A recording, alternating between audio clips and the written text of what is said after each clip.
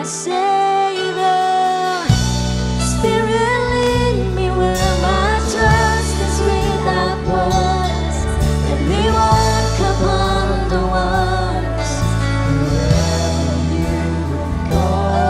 Come on, take me deeper than my feet will ever walk, and my faith will be made stronger in the presence of my Savior. Spirit, lead me where my trust is without I wanna trust in the Lord. We walk upon the water wherever you go. Take me deeper than my feet could ever wander. My faith will be made stronger in the presence of my Savior. Spirit, lead me where my trust is without borders. Let me walk upon the waters wherever you go. Take me deeper than my feet could ever wander, and my faith will be made stronger in the presence of my Savior.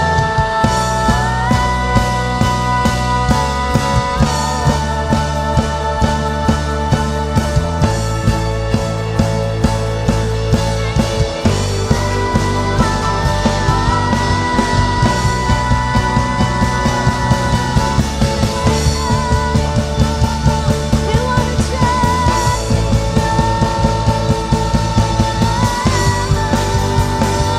One Spirit, lead me. Spirit, lead me where my trust is without borders. Let me walk upon the waters wherever you go. Take me deeper than my feet could ever wander, and my faith will be made stronger in the presence of my Savior. Spirit, lead me where my trust is without borders. Let me walk upon the waters wherever you go. Take me deeper than my feet could ever wander, and my faith will be made stronger in the presence of my Savior.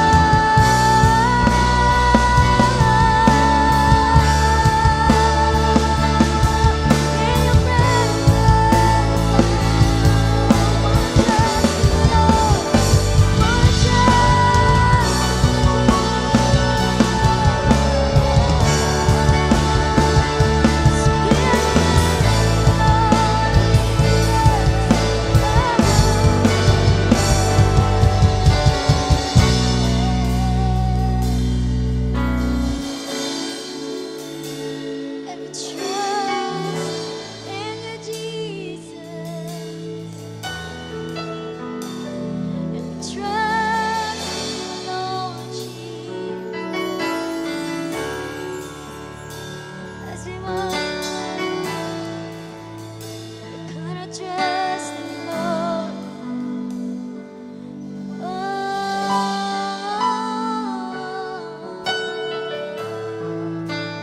Please sing it from your heart as you trust in me. Sing it a love song. Wanna trust in you, Jesus. Trusting in the name of Jesus. We're giving everything to you today, Lord.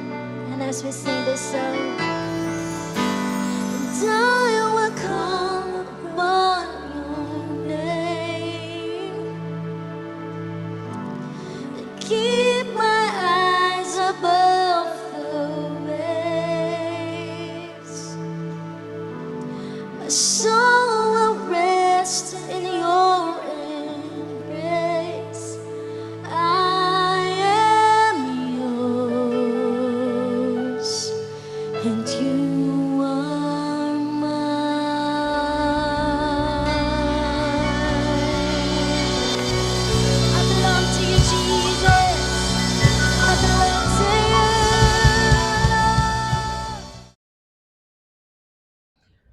Praise God, purihin po ang Panginoon. Good morning, good noon, good afternoon, good evening.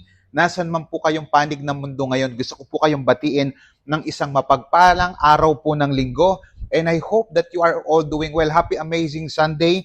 Ako po si Pastor Paul Balgos of Amazing of Crossover Campus na lagi po nagsasabi sa atin na anuman po ang ating po mga pinagdadaanan, gaano man po ito katindi, gaano ka-challenging, gaano kahirap, gaano kadilim, anuman po itong pinagdadaanan natin. Biblically speaking, bilang mga mananampalataya, masasabi po natin na mas marami pa rin po tayong mga bagay na dapat pong ipagpasalamat po sa ating Panginoon. Another month, another series po sa ating pong local church na ito. And by the way, bago ko po i-present yung ating pong brand new series, pwede po bang i-type muna ninyo sa ating pong comment section, where are you attending right now? Saan pong panig ng Luzon, ng Visayas, ng Mindanao? Saan pong city yan?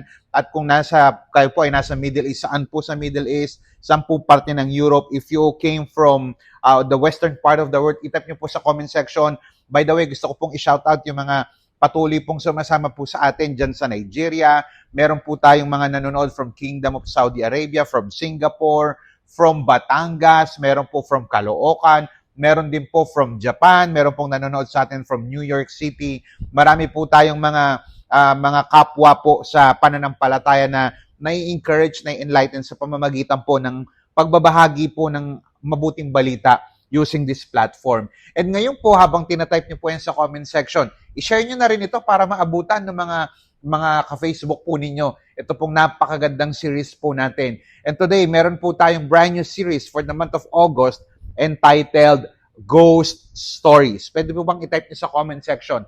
Ghost Stories. Yung Holy Spirit versus the Holy Spirit of the age. Mamaya, explain ko po yan. We're gonna address yung warfare, spiritual warfare, at yung ating po mga takot na pinagdadaanan bilang mga Christians.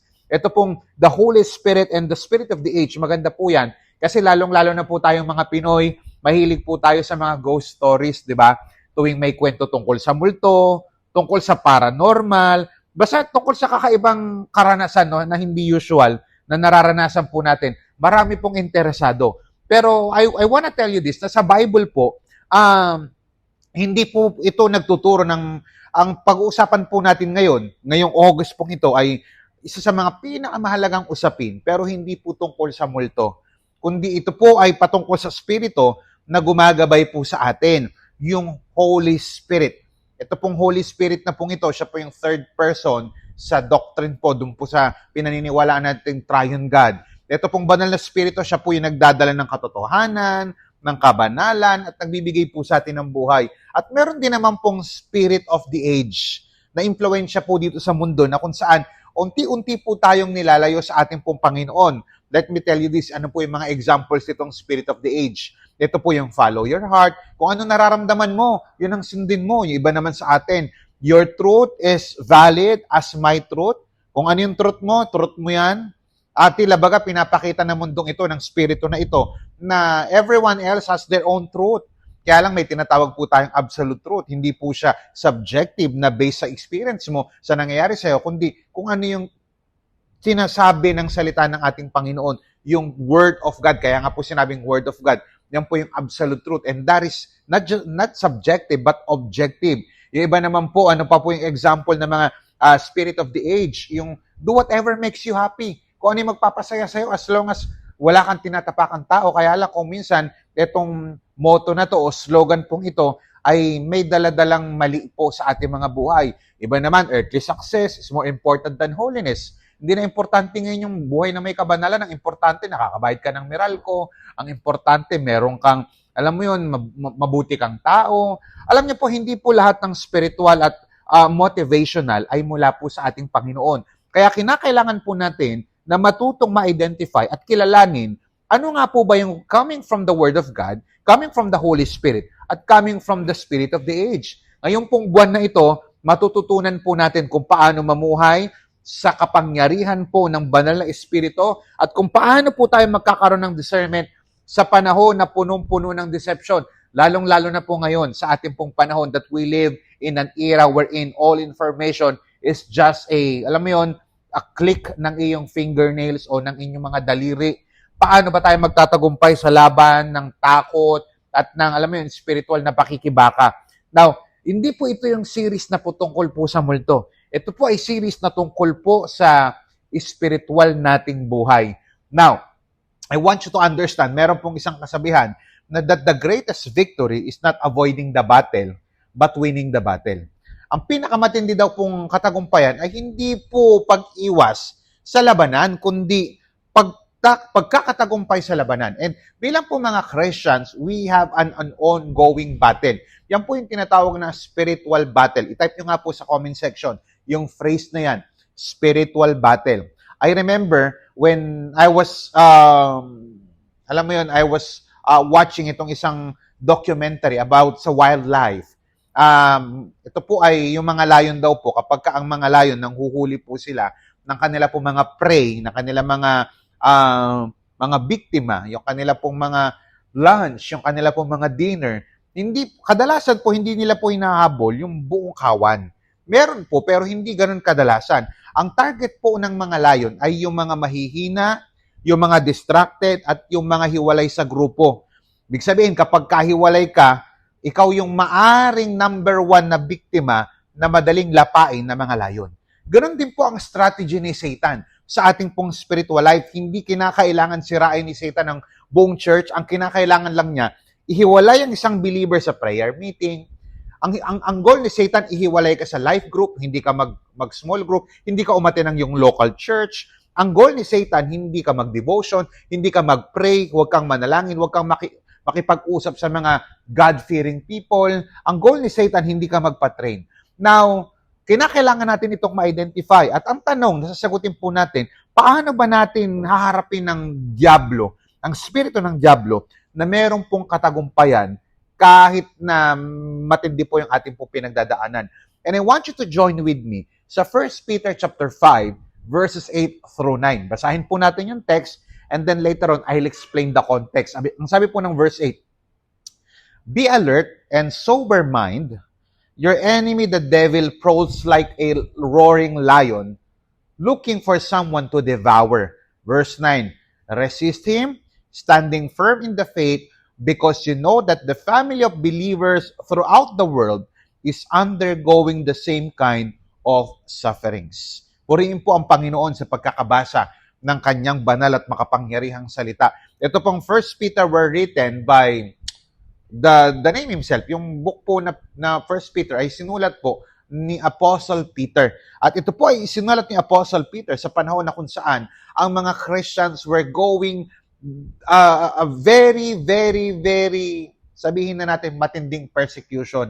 Matindi pong pag-uusig sa mga Kristiyano. Christians were being, alam mo yun, were being rejected sa trabaho, sa kanilang family.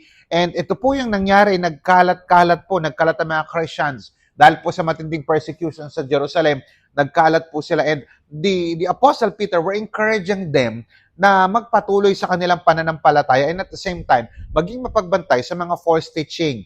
Ngunit ito po ay isinulat ni Apostle Peter na napakatindi po ng persecution ng mga Christians. Hindi niya sinabing, ayan may persecution, relax lang kayo i-ignore nyo ang devil. Ang sabi po niya, be sober and be vigilant. Mga kapatid, sa pananampalataya bilang mga Kristiyano, ganun din po ang ating mga dinadanas ngayon. Marahil dito po sa ating bansa ay hindi katulad ng persecution sa ibang bansa na talagang kinikita lang ng buhay, inaagawan ng buhay, alam mo yun, talagang winawasak ang kanilang mga tahanan. Pero lahat po tayo ay meron pong tinatawag na mga spiritual attack. Meron po tayong mga takot na pinagdadaanan. Kaya ang tanong po natin ngayon sa umaga, tanghali, gabi, hapon, depende anong oras po kayo nakakapanood, paano po natin hahanapin ang kaaway victoriously without living in fear? So join me in our topic entitled Face Off. Can you type that in the chat? Face Off. How to face the devil victoriously. Paano ko haharapin ang demonyo, ang ating kaaway, na meron pong katagumpayan? Face off. Now, si Apostle Peter po, nagbigay ng 3 powerful commands. Umpisahan po natin sa verse 8a. Sabi po ng verse 8, "Be sober, be vigilant, because your adversary, the devil, walks about like a roaring lion, seeing whom he may devour." Number 1, how to face the devil victoriously. Number 1, be sober. Type nyo nga po sa comment section, be sober. S-O-B-E-R. We need to control our mind. Yan po ang ibig sabihin yan.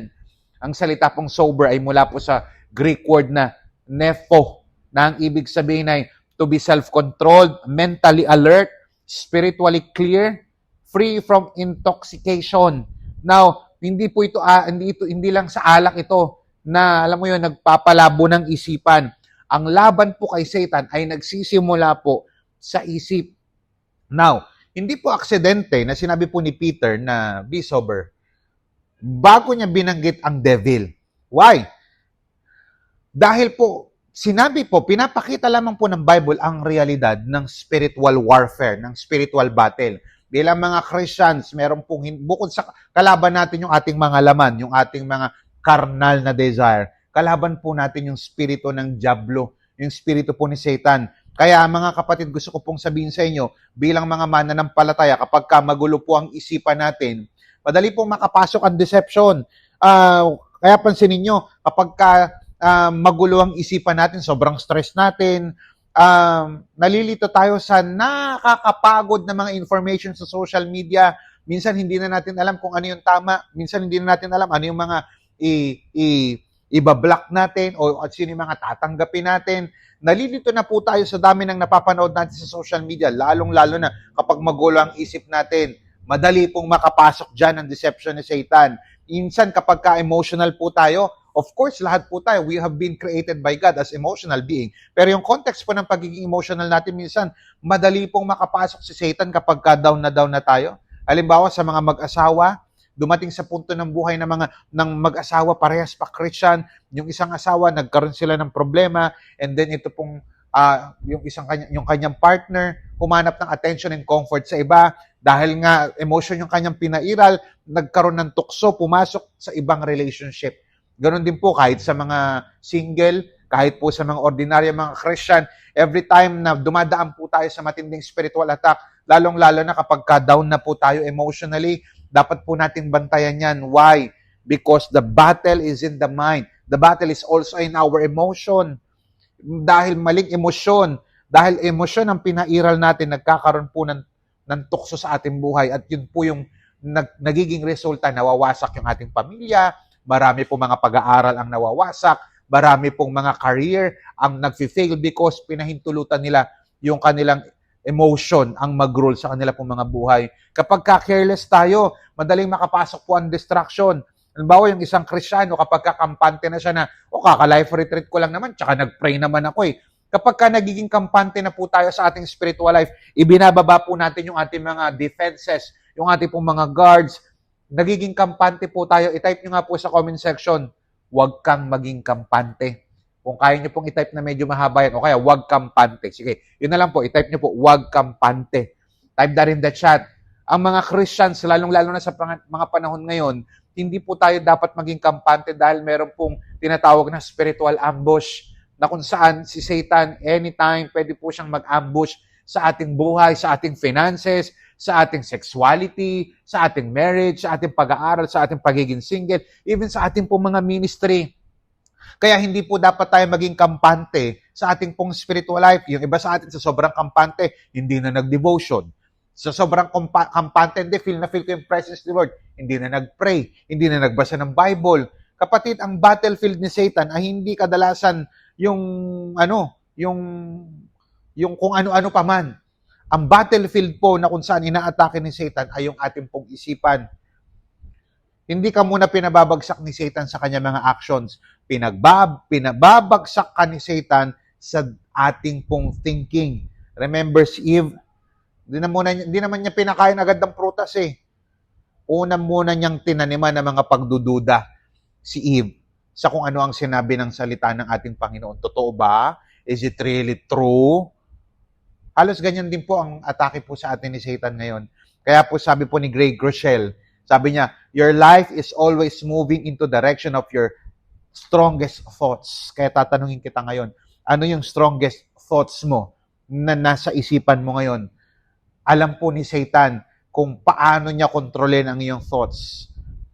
Magtatanim siya ng mga doubt, magtatanim siya ng takot, magtatanim siya ng mga bitterness. Tatanungin kita ngayon bilang isang Christian, ano ang laman ng isip mo araw-araw? Kung hindi salita ng Diyos, ano? Takot. Iba sa atin ang laman ng ating isipan, bitterness. Iba po sa atin ang laman, lust. Umpisa pa lamang sa social media, ang dami na natin yung mga FYP natin, yung algorithm natin ang ipinapakita sa atin, yung mga hindi magagandang papanoorin, mga malalaswa. Why? Because wala namang pakialam si Meta kung ano ibibigay niya sa'yo. Whether ito ay marahas, malaswa, makadiyos. Sinusunod niya lang kung ano yung mga madalas mong tignan o i-like. Ano pa yung iba sa atin? Comparison, negativity. Palitan natin yung mga kasinungalingan na yan ng katotohanan. Feed your mind with God's Word. Pakainin po natin yung ating isipan ng salita ng Diyos. Kagaya ng lagi ko pong sinasabi, we must be careful on what we believe in life because what we believe in life becomes the truth. Now, if you believe in a lie, that lie becomes the truth. Mga kapatid, nasan mang panig ka ng mundo ngayon, gusto ko sabihin sa'yo na pakainin mo ang iyong isipan ng salita ng ating Panginoon. Why? Kasi dapat maging mapanuri po tayo sa ating mga pinaniniwalaan sa buhay sapagkat ang ating po mga pinaniniwalaan, yan po ang nagiging katotohanan.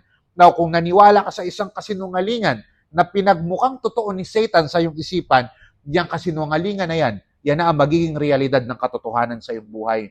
Kaya Christians, punuin po natin ang salita ng Diyos ang ating pong isipan. Palakpakan po natin ang ating Panginoon. Praise be to God. Paano po? How to face the devil victoriously sa ating pong Christian walk.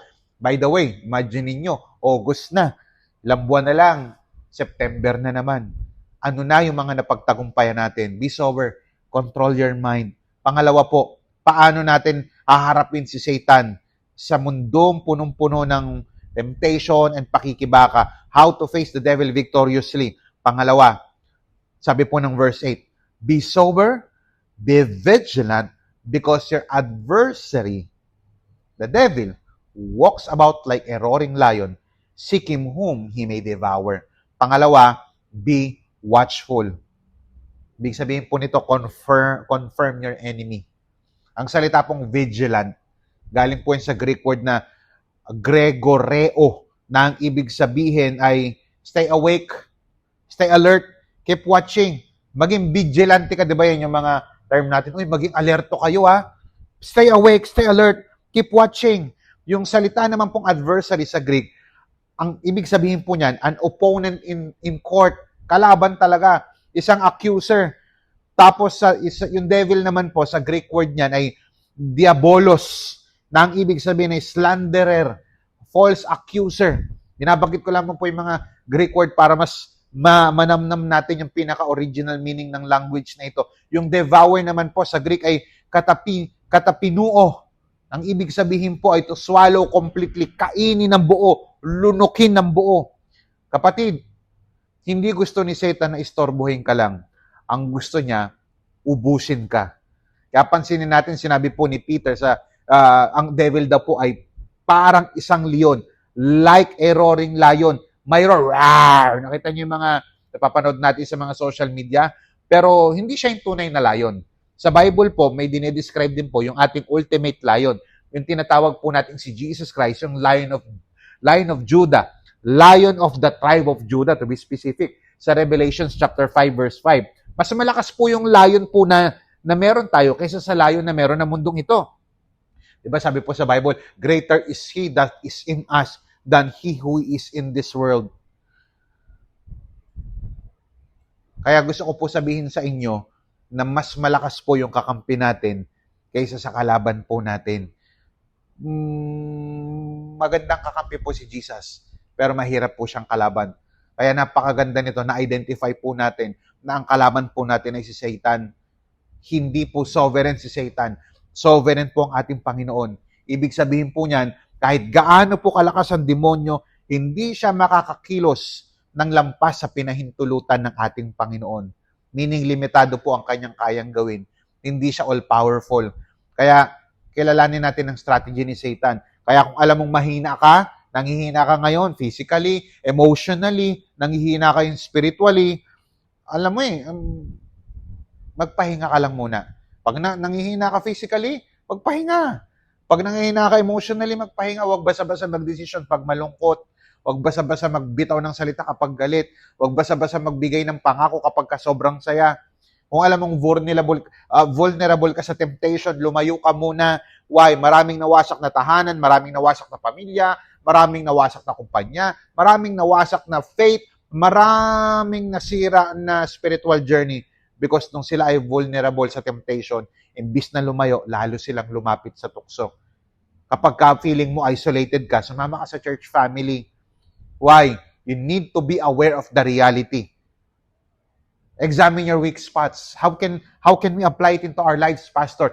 First, examine your weak spots. Tanungin mo ang sarili mo, saan ako madalas bumabagsak? Pag alam mong mahina ka, pag alam mong stress ka, kapag alam mo nag-iisa ka, huwag mong ilagay ang sarili mo sa isang situation na kung saan alam mong malalaglag ka. Examine your weak spots. Ano pa? Establish spiritual safeguards. Huwag ka lang basta umasa sa willpower mo. Umasa ka sa kapangyarihan ng banal na spirito. Gumawa ka ng spiritual guardrails. Ito yung magkaroon ka ng alam mo yun, ng limitation and boundaries. Magkaroon ka ng mga principles sa buhay.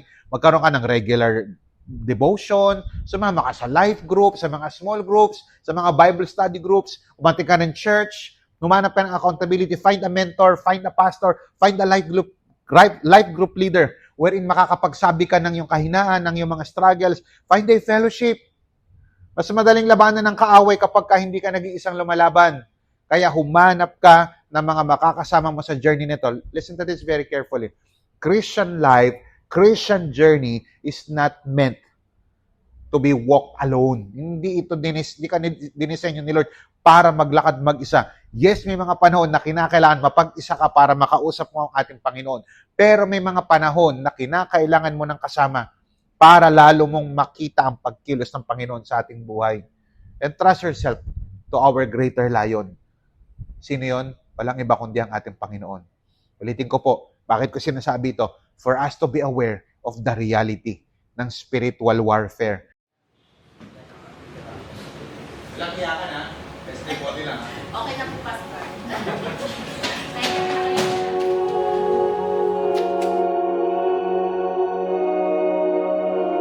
I remember the first time na narinig ko yung word na expansion kay Pastor Paul. Sabi ko, ano kaya ibig sabihin ng expansion?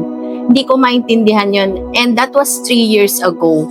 And that was also the first time that I was able to attend our core leaders meeting. And sabi ko, Lord, para meron kang gustong i-impose sa akin. I felt the burden na gusto kong makasama ako sa expansion namin sa aming church. And the very first time that I committed sa aming expansion, I remember parang it was just 3,000 pesos and may kahati pa ako doon. Pero ang galing ni Lord, nag-provide talaga siya para mabuo namin yon. Yung 3,000 pesos na yon na commitment namin sa expansion, the next year, I was able to commit triple that amount kasi nakita ko yung commitment ko and also the burden to be able to help yung aming church na mag-grow. And true enough, nandito ako ngayon to testify na hindi lang ako yung nag-grow spiritually. Nadala ko pa yung family ko, yung mga anak ko, nakapag-invite ako, nagagamit ko yung aking time, talent, and treasure para makapag-share ng gospel, all because I know na this is what God is imposing to me. And through expansion, this is my 3rd year, I am able to commit again. And alam ko na si Lord yung magbibigay ng provision just as how much He is providing for me and for my family.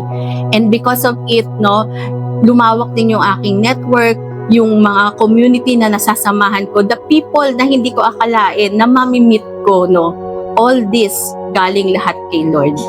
And I am very happy because I am part of the Amazing Hope Crossover Campus Expansion. I am Chini and I am committing my expansion this year because alam ko, I have faith and I trust the Lord. Si Lord ang bahala sa akin.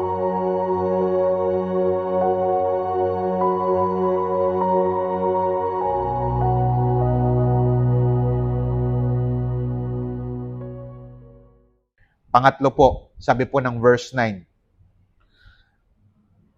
resist him, steadfast in the faith, knowing that the same sufferings are experienced by our brotherhood in the world. So sinasabi po ni Apostle Peter, hindi lamang tayo ang dumadanas nito, pati yung mga kapatid natin sa iba't ibang panig ng mundo ay dumadaan dito. So, paano po natin haharapin si Satan victoriously? Be sober, control your mind. Pangalawa po, yung tinatawag po nating be watchful, confirm your enemy. Pangatlo, be steadfast, conquer through faith. Ang salita pong resist ay galing po sa Hebrew word na antistemai, na ang ibig sabihin ay to stand against, to oppose firmly. Hindi sinasabing habulin ng devil. Ang utos ng Bible, stand firm. Antistemai. Ibig sabihin, stand your ground. Yung salita naman pong steadfast, galing po siya sa Greek word na thireos, na ang ibig sabihin is solid, firm, immovable. Mga kapatid, gusto ko pong, by the way, kasama pa yung solid. Solid, firm, immovable. Ang victory ay hindi nasa dami ng emotions po natin kung gaano po tayo ka-hype. Nasa tibay po yan ng paninindigan natin sa laban. Nung tinukso po si Jesus Christ sa wilderness, hindi po siya nakipagdebate nang walang humpay doon sa demonyo. 3 beses niyang sinabi, it is written, it is written, it is written. Pwede po bang isulat natin o i-type natin sa comment section, it is written. Kaya pag dumating po ang temptation, resist him, steadfast in the faith. Kapag ka dumating po ang takot, resist him. Kapag ka dumating po ang discouragement, resist him. Hindi po natin, sa Christian journey po natin mga minamahal kong kapatid, hindi po natin kinakailangan maging perfect. Ang kinakailangan po natin manatiling faithful regardless of our situation. Faith is not the absence of attack. Faith is refusing to surrender sa atake po ng kaaway. So stand on God's word, not on your feelings. Kapag ka dumarating po yung temptation, yung fear, yung discouragement po natin sa buhay, huwag po nating hayaan ang emotion ang magdikta sa ating pong pananatili o yung ating pong pag-atras. Dapat po importante ang tumayo po tayo sa kung ano ang sinasabi ng banal at makapangyarihang salita ng ating Panginoon. Stay faithful. Kahit yung battle sa buhay natin nagpapatuloy. Remember that you are not fighting alone. Hindi ka po lumalaban mag-isa. Meron po tayong kasama at yan po ang ating Panginoon Diyos. Victory belongs to those who keep standing in faith. Kahit na bumabagyo ng pagsubok, bumabagyo po ng temptation, mga kapatid, gusto ko pong sabihin sa inyo na tapat po ang ating Panginoon. Kaya kapag ka may tukso, be sober. Pag may mga panganib, be watchful. Kapag ka may laban, be steadfast. Huwag kang tumalikod sa laban. Face off with confidence because you are standing with the King of Kings and the Lord of Lords. Remember, kasama po natin ang ating Panginoon. Tayo po ay manalangin. Panginoon Diyos na makapangyarihan sa lahat, kami po ay nagpapasalamat para sa pagkakataon na kami po ay makapakinig ng inyong mabuting balita. Heavenly Father, we just surrender everything to you. Sa lahat po ng amin po mga pinagdadaanan, help us, Lord God, na ma-identify yung gawa ng kaaway sa amin po mga buhay, Lord, on a daily basis. Father, I also pray, if you come here for the first time at wala ka pang personal relationship sa ating Panginoon, let me share with you, habang nakapikit ang iyong mga mata, let me share with you the good news. The good news is this, God loves you. Kaya lang meron tayong problema. Our problem, the bad news is this, lahat tayo ay nagkasala at hindi nakaabot sa kaluwalhatian ng Diyos. At ang nagagawa nating kasalanan, dahil napalayo tayo sa Diyos, ang consequence nito habang buhay na pagkakawalay kay Lord. Lahat tayo ay destined to suffer God's judgment in hell. Sabi ng Bible, sapagkat ang kabayaran ng kasalanan ay kamatayan. Pero may good news ako sa iyo, kapatid. Jesus came here on earth to die on the cross for you and me. Sabi ng Bible, for God so loved the world that He gave His one and only begotten Son, that whoever believes in Him will not perish but will have an everlasting life. Kaya kinakailangan mo mag-respond. Ano ang respond mo? You respond by faith in Christ. For it is by grace you have been saved through faith, not by good works, so that no one can boast. Naligtas tayo sa pamamagitan ng pananampalataya, ng grasya ng Diyos sa pananampalataya natin sa ating Panginoong Hesus. Put your faith in Christ. If you're that person at gusto mong matanggap ang napakagandang regalo ng Panginoon, sabihin mo sa Kanya, Lord, I admit that I'm a sinner. I repent from all of my sins. Nagsisisi po ako sa mga nagagawa kong kasalanan, and starting today, I am putting my faith in you. Starting today, Father, I am believing in the finished work of your Son, Jesus Christ, on the cross to die for me. Hindi ko po kayang iligtas ang sarili ko. Apart from you, I will perish in hell. I will experience eternal punishment in hell. Starting today, Lord, I am putting my faith in you, and I'm repenting for all of my sins. Lord, starting today, help me to live for you. Lord, salamat po. Even sa mga kapatid ko na may mga matitinding pinagdadaanan ngayon, Lord, restore them, provide for their needs, and Lord, I pray for the salvation of their whole family. Maraming salamat po, Panginoon Diyos. To you, we give all back the glory, the praises, and honor. It's in Jesus' mighty name we pray. Ang lahat ng pinagpala ng mabuting balita ng Diyos sa mga sandaling ito ay magta-type ng Amen and Amen. Purihin po ang ating Panginoon. Praise God. I want you to type that in the chat, the word Amen. And if you have been blessed by the message today sa ating pong first installment ng ating pong August series, Face Off, i-type nyo po sa comment section, I am blessed, and paulanin po natin. Makakakita po kayo dyan sa inyong screen ng heart reaction. Damihan nyo yung heart reaction na yan bilang sign po ng inyong pong pagiging blessed sa mga sandaling ito, as a sign din po ng inyong pagpapalakpak virtually. Come on, I am blessed. Paulanin po natin ang heart emoji dyan. This has been Pastor Paul Balgos of Amazing Crossover Campus. See you again next week sa second installment ng ating August series entitled Ghost Stories. Pagpalain po kayo ng Panginoon, and God loves you so much.